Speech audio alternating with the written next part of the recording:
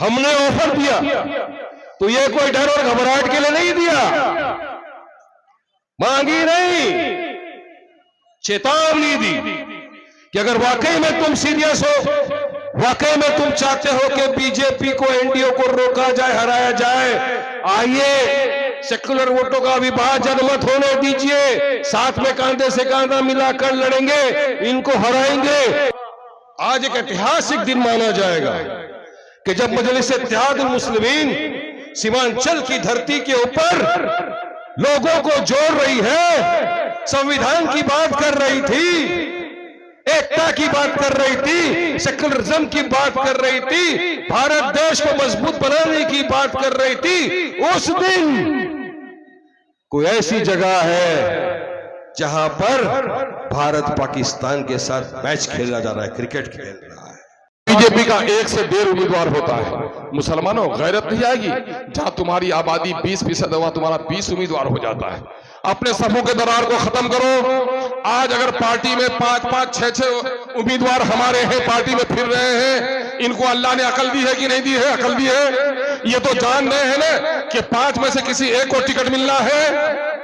तो यकीन जानिए मेरे नेता लोग जितने पार्टी के उम्मीदवार हैं, आप सुन लीजिए, बैरिस्टर असदुद्दीन अवैसी का पैगाम है कि हमारा 1 नहीं, 2 नहीं, 10-10 उम्मीदवार हो सकता है। पार्टी सर्वे कराएगी, पार्टी के हक में जो अच्छा लगेगा पार्टी फैसला करेगी। और हीर क्या है, बाकल क्या है? हीरो और बाकल समझते हैं ना, ऊपर की कच्ची लकड़ी और पक्की लकड़ी। तो जो एमआईएम का खास होगा, एमआईएम के टिकट पर लड़ेगा नहीं, बल्कि जिसको टिकट दिया जाएगा उसका साथ देगा। और जो नकली उम्मीदवार है वो कहेगा कि इमाम हमको नहीं बनाया तो हम नमाज भी नहीं पढ़ेंगे। ऐसे लोगों की मस्जिद में जरूरत भी नहीं है। इसलिए कान खोलकर सुन लीजिए, 5-7 उम्मीदवार हो सकते हैं, टिकट एक को दिया जाएगा।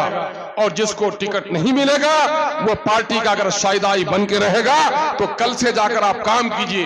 वरना दिल में ये फतूर है कि नहीं, मुझको टिकट नहीं मिलेगा तो हम नहीं है, तो खुदा के वास्ते अपने घरों में आराम कीजिए, पार्टी को परेशान मत कीजिए।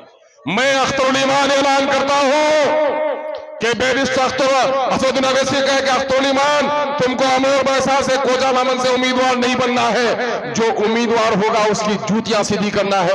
खुदा की कसम, इस गरीब मिल्लत की क़यादत के लिए अख्तरुल ईमान वो काम करने के लिए तैयार है। ये जज्बा अगर है तो ये एमआईएम आगे बढ़ेगा। आपने जलसे को बहुत कामयाब किया है।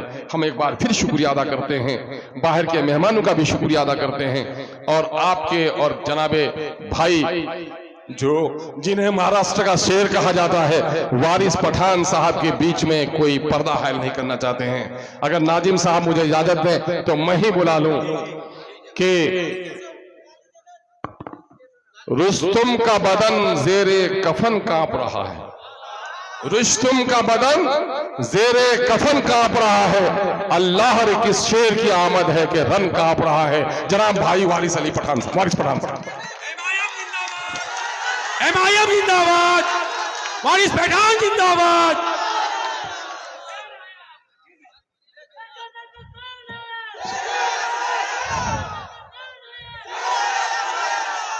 अभी तो हम आए, शेर आना बाकी है। अस्सलाम वालेकुम रहमतुल्लाहि व बरकातहू। नमस्कार, आदाब। आज का ये जलसा मिलन समारोह कार्यक्रम के नाम से मुनक्किद किया गया है।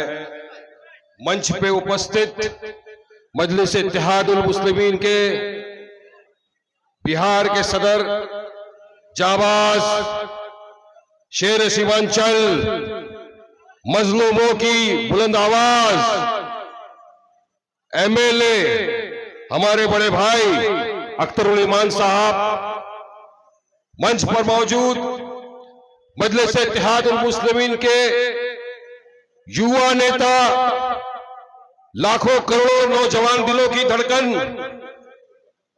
मेरे को spokesperson advocate Adil Hasan साहब, नेशनल प्रवक्ता है, इंजीनियर आफ्ताब अहमद साहब, तौसीफ आलम साहब, इश्तियाक साहब, शाहिद साहब, मुफ्ती अतर साहब, अब्दुल्ला साहब, मुर्शिद भाई, गुलाम सरवर और तमाम मजलिस इत्तेहादुल मुस्लिमीन के जिम्मेदारान, यहां पर मौजूद मेरे दोस्त, मेरे बुजुर्ग, मेरे भाइयों और मेरी मां और बहनें, आज एक चीज तो साबित हो गई और मैं यकीन मानो यकीन के साथ कह सकता हूं कि जो सरों का समंदर यहां मौजूद है, जो हजारों की तादाद में लोग आज यहां पर आए हैं, मजलिस को ज्वाइन किया है, इस बात की गवाही है कि अब सीमांचल में बहुत बड़ा तूफान आने वाला है, पतंग का। ये तूफान पतंग का आ रहा है और पेट में डायरिया और दर्द होने वाला है राजद और तमाम मुख्तलिफ पार्टियों को। आपने साबित कर दिया, एक बिहारी आज देख लिया, एक बिहारी वाकई में अख्तर भाई 100 पे नहीं बढ़ा दो 100 और 200 पे भारी पड़ रहा है। अभी बताता हूँ कि क्रेडिट स्कोर से आपके कार लोन पे क्या फर्क पड़ता है। मान लो आपका क्रेडिट स्कोर 620। आज आप तमाम जानते हैं कि बिहार में आपके यहां सीमांचल में भी चुनाव आने वाला है, अनकरीब है, 1-2 महीने में चुनाव होंगे।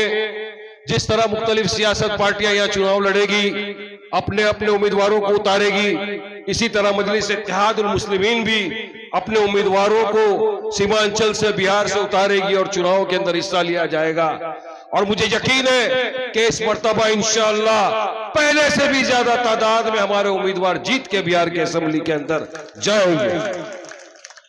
चुनाव है, हर बार जो ये लोग बोलते हैं कि आप आए, हमारा वोट कट गया, हमारे लोग हार गए, हमारी चॉकलेट छीन गई, उनको पैगाम दिया। अख्तर साहब ने लेटर लिखा कि आइए साथ में कांधे से कांधा मिलाकर लड़ेंगे,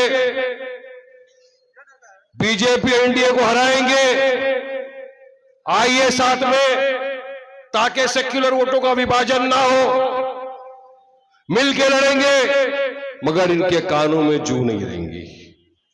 1-2-3 जगह इन्होंने बोल दिया कि हमको तो बोला ही नहीं गया, जब सवाल किए गए तो इनकी हालत टाइट, जवाब नहीं दे सके कि क्या करना है। तो अख्तर भाई और एमआईएम ने क्या किया, पटना में पूरी तरह से ढोल बाजे के साथ पहुंच गए तेजस्वी के घर। वहां पर एक स्लोगन लगाया, मैं चाहूंगा कि उनके कान तक आवाज पहुंचे सीमांचल की इस धरती पे, तो मैं स्लोगन लगाऊंगा, आप मेरा साथ देंगे, बोलेंगे, मैं बोलूंगा, आप साथ में बोलिए। लालू तेजस्वी अपने कानों को खोल, तेरे दरवाजे पे बज रहा है ढोल, महागठबंधन के लिए अपना दरवाजा खोल, वरना खुल जाएगा तेरा एमवाई समीकरण का पोल। पूरी पोलम पोली खुल जाएगी, फिर बोलना नहीं क्यों आए बा, ऐसा करके चलेगा। क्योंकि मजलिस इत्तेहादुल मुस्लिमीन डरने और घबराने की जमात का नाम नहीं है, जो बोलते करके दिखाते और जो करते होता है फिर हम देखते हैं उस बात। इसलिए पहले बोल रहा हूं, अभी भी वक्त है प्यारे, मान जाए, इसके बाद समझाने का टाइम नहीं, पूरी तरह हम लड़ेंगे, पूरी हिम्मत के साथ, ताकत के साथ लड़ेंगे और बराबर